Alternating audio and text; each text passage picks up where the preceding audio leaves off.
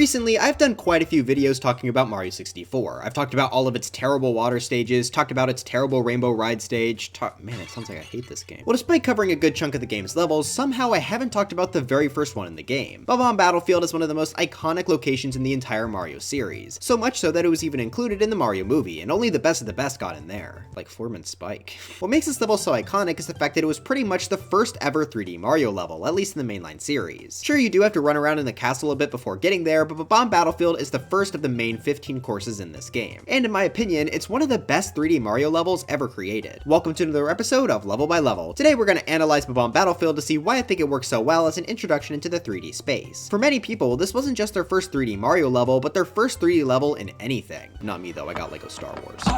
Aside from just being a tutorial though, I think this stage is great for repeat playthroughs as well. So just like every other episode on Mario 64, we're first going to take a look at the aesthetic, then move on to the layout, and then end with a tier list of the stage's 7 stars. So if you enjoyed this video, please make sure to leave a like, subscribe to the channel, and let's jump right into the aesthetic. So this is probably going to be the simplest section of the bunch just because it has a very simple aesthetic. I mean, pretty much every first level in a Mario game is going to be your standard grass stage. Not Mario Odyssey though, that's where he's the GOAT! But yeah, the main aesthetic for the stage is a big grassy area. Despite its simplicity though, I genuinely quite like it and it's one of my favorite levels to just sit around in. The bright green grass mixed with the bright blue sky just makes this level feel quite pleasant, which I think is what a first level should be shooting for. Man, this really makes me want to go hang out on a real battlefield. Yeah, maybe it's not super obvious that there's a battle going on here, but I think it's acceptable, especially since the Mario series isn't supposed to be dark and gritty. Adding to the aesthetic though, I really like the large amount of brown here. It's used a lot in the actual mountain, the floating island, and especially the trench area. Speaking of the trench, I like how much nature here is mixed in with human creations. Okay, well I guess they're bombs. There's obviously a bunch of trees and rocks scattered around, but alongside them, there's also plenty of bridges, fences, cannons, and even cages. It makes it obvious that this area is lived in while not taking away from the pleasant outdoorsy feel. This is also a bit of spoilers for the layout section, but I also have to love just how open this area is. It's cool to see the stage's highlights like the mountain and the floating island from pretty much anywhere. But yeah, we're definitely starting to lean more into the layout section, so I think we should move on to that soon. But before we do, we have to mention the song here. This is the most iconic track to come from Mario 64. Sorry, merry-go-round fans. It is perfectly upbeat and bubbly for an opening level and really just gets you in the mood to explore. Now, unfortunately, due to the nature of Mario 64, this song is far from exclusive to Bob-omb Battlefield. Womb's Fortress, Tall Tall Mountain, and Tiny Huge Island all also use this song. However, I'm not going to take away points from Bob-omb Battlefield for this. This song is literally perfect for the stage, since it's basically Mario 64's 1-1 theme. I guess it makes sense to appear a lot. So overall aesthetic-wise, Bob-omb Battlefield easily is one of the most pleasant atmospheres in the entire game.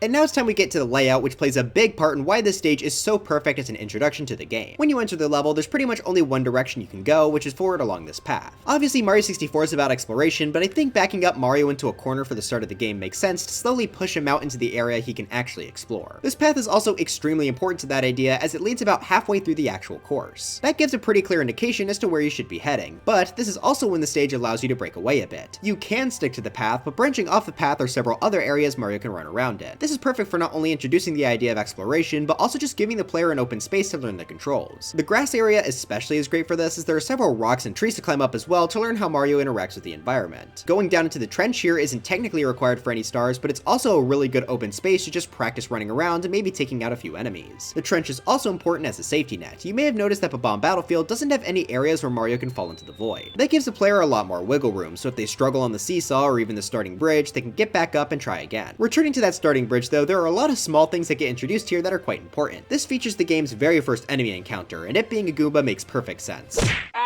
On top of that, there are a few boxes nearby that Mario can break, which shows how he can also affect the environment. The small box here is also good to show how Mario can pick things up, which is very important throughout Bob-omb Battlefield in particular. Finally, I also want to point out that the wing cap box is shown right to us the second we load into the stage. This shows that there are elements to each level that Mario needs to unlock, and we'll go a bit more into that once we get to the stars revolving around the wing cap. Now that's just the opening half of the course. Crossing the seesaw gives us even more to explore. This is even more open, but the path is also lost here. Instead, it's replaced by arrow signs, which I think is a nice subtle change to sort of encourage going off the direct path more. Obviously though, the mountain is the highlight, and this is where the level's most difficult obstacles lie. After getting some practice running around the course, this acts as a small test, featuring plenty of obstacles that you need to dodge and jump over, along with a few gaps as well. The path on the mountain is also a lot more restrictive, which not only makes the obstacles more difficult to avoid, but also focuses the player on this objective to get to the top. Now that is the main direction of the course, but Bob-omb Battlefield also shows that there's more than just the linear path through the floating island. It's obvious that it's important, but getting to it isn't quite clear. I mean, you could always try jumping. Oh, yep, there he goes.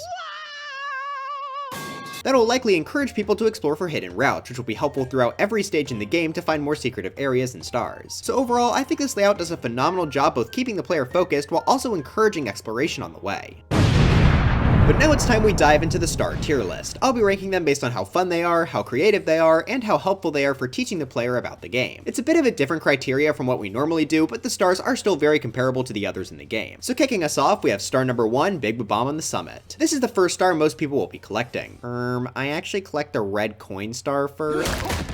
With this being the first star, it's also got a very important job of being a really strong tutorial. Luckily, a lot of this star involves moving through the entire stage, which means we've covered a good chunk of it already. As the name implies, the Big Bob-omb, we're just gonna call him King Bob-omb like a normal person, is on the summit of the mountain. To get there, we have to follow the path I described in the layout section, which will give us a chance to learn the controls. We may encounter a few Bob-ombs on the way too, so we can learn how to pick things up and throw them. We'll also eventually get stopped by this staircase, which is good to include as it pretty much forces the player to jump, which they technically haven't had to do yet aside from entering the painting. In the second half of the stage, I like how there are a lot of random bubbles that could come crashing down. They deal a little bit of damage, but not enough to kill you.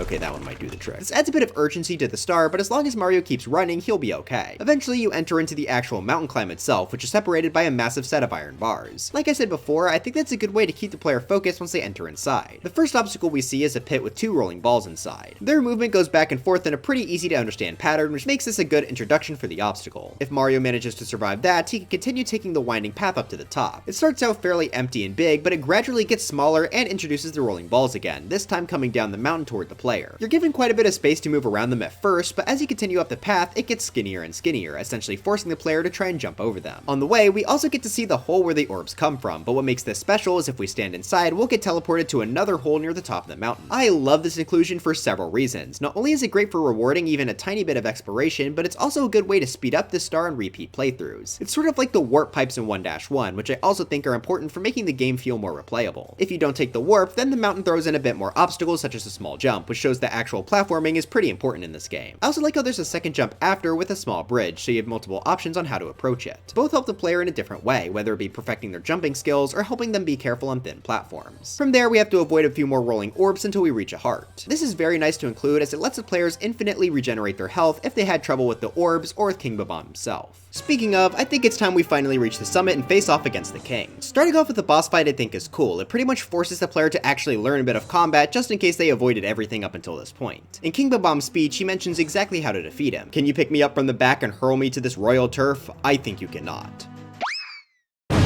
I like that the dialogue is pretty on the nose here just to clarify exactly what people have to do to kill him. Like I said before, the stage has been building up how to pick things up from the start, and this is your big test. He requires 3 throws to kill, which goes to show that he's a bit tougher than most other enemies. And unfortunately, no, throwing him off the cliff doesn't help. On the other hand though, he is very slow, which makes him very easy to grab for new players. Even if King Bob-omb does grab you though, his throws won't deal any damage, unless he throws you off the cliff.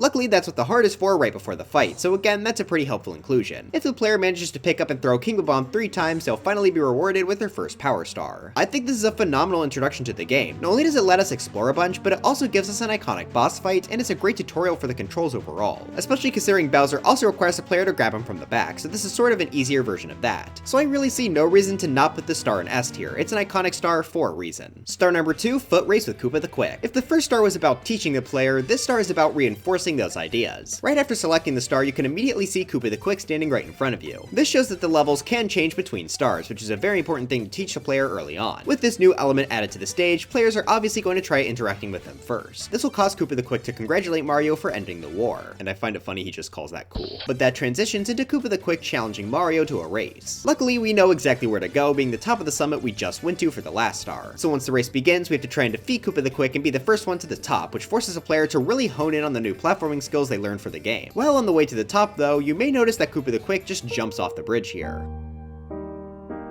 If the player wants, they can watch where he goes, and Koopa the Quick decides to go up this slope. I think that shows the player how there are multiple different ways to go about exploring the game's levels, and you don't always have to go on the beaten path. Regardless though, it's not too difficult to beat Koopa the Quick no matter what path you take. If Mario's platforming skills are good enough, he'll easily reach the top with time to spare. Now if I did have to criticize one aspect of this star, it'd have to be the fact that we have to wait for Koopa the Quick to get here after winning. On repeat playthroughs, this can definitely drag down the pace as he takes over a minute to get here. In Odyssey's free running moons, the mission would just end once Mario reaches the finish line. Would have been nice if that was was the case here too, but it is what it is. I'd say overall this is an A tier star. Normally I don't love when a star is super repetitive with previous stars, but in this case I think it's fair to reclimb the mountain just because it's meant to be a more reinforcement star for the skills you just learned. Star number 3, shoot to the island in the sky. This is a pretty good place to put the star as we've basically been all around the course except for that floating island. I'd say this is our first example of a puzzle star, requiring us to think outside the box a little bit. Luckily the name gives away that we have to shoot to the island, and as we saw in the first star, this stage is littered with cannons. In fact, there was one right at the very beginning, but now it's been replaced by a metal plate. However, if you use your eyes, you may notice that there's a pink Bob-omb on the plate. That could lead players to try talking with the nearby pink Bob-ombs, and as it turns out, that's the correct solution as they'll open the cannon. That's a very clean way to introduce the idea of the cannons, which are seen all throughout the game. However, that's not the whole puzzle solved just yet. If Mario enters into the cannon and shoots towards the island, yeah, he doesn't even get close. Some players may just keep trying that same cannon over and over, but eventually people will realize that they need something a bit closer. That'll force players into exploring a bit, which I think is good for those that stuck very close to the path in the first 2 stars. Bob-omb Battlefield luckily has plenty of cannon options hiding around, with one being on the mountain and another one being on the ground below the island. Both of these can be used to reach it, and I like that it gives the player more options. The cannon on the mountain is also in a very perfect spot to give the players another chance in case they miss their shot from the ground cannon.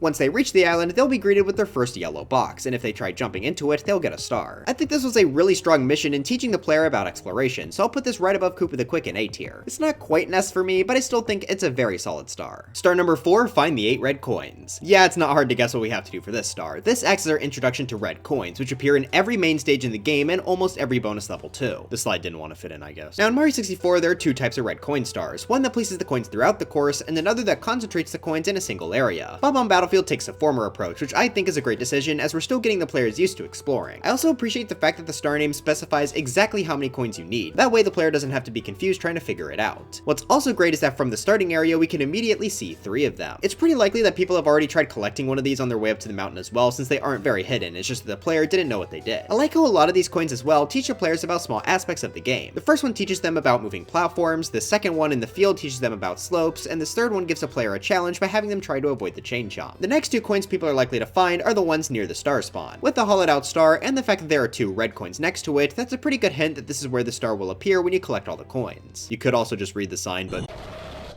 continuing through the stage, there are 2 other coins in this direction. One is underneath a bridge, which people may have found while walking in the trench, but couldn't access because it was locked behind bars. Don't ask what the red coin did. This coin goes to show how some of the coins can be quite hidden, since the others have been out in the open so far. The other coin is on the mountain and is a bit trickier to reach due to being on a harsh slope. This teaches the player both about sliding and how sometimes the coins will take a bit of puzzle solving to reach. Finally, the last coin is on the island, which most people probably saw while doing the last star. It's on top of the tree, which means it can teach the player about climbing trees if they haven't already tried that. So yeah, I think this star is fantastic. Not only do we get to explore the entire stage, but pretty much every red coin is teaching the player something different. In fact, I think this might just be the best red coin star in the entire game. So for that, I have to put this in S tier as a perfect introduction to the concept. Star number 5, Mario Wings to the Sky. Now we're getting into something that's a bit more complex because it's a lot less clear what we have to do here, but I think that's the point. They probably want players to struggle to even find what to do, to the point where they maybe even give up, which might sound stupid, why would they want that? Well, as the name implies, this star wants Mario to use the wing cap, but you can't unlock the wing cap until you have 10 stars. That's more stars than what's in the entirety of Bob-omb Battlefield, so the actual purpose of the star is to encourage players to go out and try other stages. After all, you don't have to collect every star to beat the final Bowser, so they wanted to show that yes, you can go to other stages without 100% completing the one before. While I think that is very smart, I'm still not sure I love this star. Once you return with the wing cap unlocked, you'll likely try going to the island again since that's obviously up in the sky. Once you're up there, the coin rings make for a pretty clear goal to try and collect, and sure enough, going through a ring will give you a number. This is where I don't love the star though. It can be kind of annoying to try and shoot through the rings. The wing cap's physics feel a bit strange after leaving a cannon. While this does act as a tutorial for that, I just can't say I love doing this star. It feels much more tedious than the others, and while I understand what they were going for, I just don't like it. Plus the star is actually more than possible to do without the wing cap, so this could lead to new players tediously shooting out of the cannon and running back to the island over and over again to get all 5 rings. I don't really think most people are a fan of the star either, so I'm pretty comfortable putting it in C tier. It's definitely not F because there is some fun to be had, but it's not one I love returning to. Star number 6, behind Chain Chomp's gate. This star though, I think is pretty good. It's another one of the most iconic, and I think for good reason. There's a dog. Unlike our last star, it's very obvious where this one is located. In fact, we can see this star on the map ever since the very first star. That's great to show that you can collect stars out of order if the player decides to try and get this early. That especially works with the previous star being theoretically wing cap locked. Now once you get over to where this star is, we have quite the challenge in front of us. Not only do we have to figure out how to open the cage, but we have to do it while also avoiding the chain.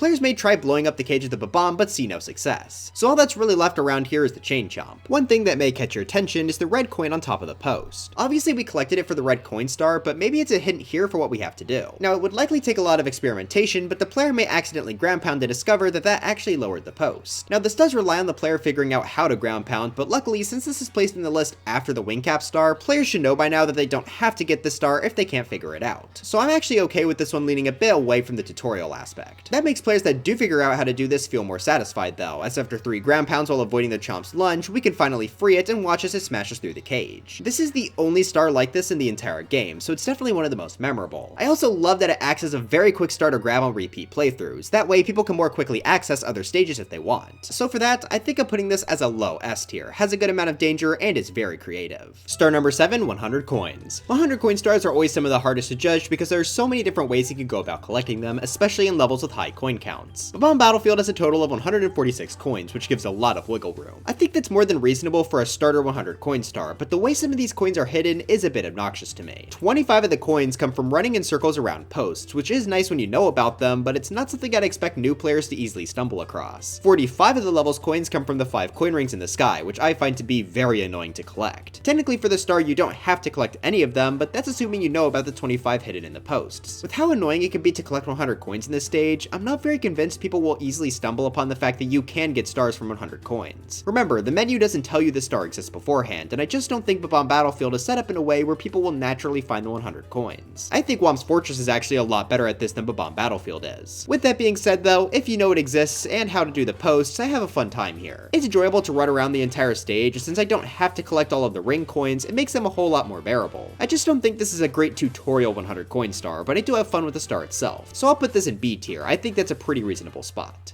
But with the star tier list complete, where do I think Bob-omb Battlefield deserves to place in our Mario 64 level by level tier list? S tier, obviously. Like, only 2 stars here are kinda weak, everything else is a banger. There's not even a star I'd call bad in this stage, it's pretty much as perfect as the level can get. And I think that was very important. Everything from the stars to the aesthetic and the layout all have a purpose for hooking the player into the world of Mario 64. If they had to nail any stage, it was this one, and I think from everything we've talked about today, Bob-omb Battlefield is a fantastic introduction to the world of 3D Mario. But anyways, that's it for this video. Are you mad I didn't talk about how you can hang on this bridge for some reason? Let me know in the comments. I'm actually quite surprised this video turned out as long as it did. Not that it's super long, I just thought this would be shorter. But I think that's because I had a lot of fun talking about this stage. Hope you all enjoyed this as well. Before we go though, I've got to make sure to thank my members, being Wyatt Derpy, Maidzo2, Nuclear, Kid Trunks 15, Caddy Shroom, Miss Jades a Lot, Draco Star, Enchanted Skull, Yanni the Duck, SMA, B Major 2003, Arson the Raboot, Sir Musty, Belandor, Puggles Are Fun, Trader Mo, Diluted Colors, Cinder CC, Jade Avery, Pruncel Clone, Thicky Reiki, SJ100, Ungenio TM, CW McCain, Tibby, JubeTube Z, Tesseract, Mr. McMahon 5702, Hippopotamus, Jameson Pageson, Wilbur, Golden Sandslash 15, Z Frost, Stuffy Ant, Justex, Concanut, Keep, and Christian Flattery Sequel Edition. But anyways, dry bones for Smash, and I'll see you guys next time.